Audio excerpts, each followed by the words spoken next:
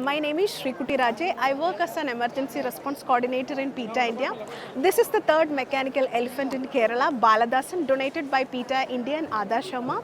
So we know elephant. There are so many elephants used in Kerala for religious and other purposes, and it is also common that the run-amok cases in Kerala and many people got injured. So to avoid such situation, we are introducing the third mechanical elephant in the capital city of Kerala, that is Trivandrum, Baladhasan.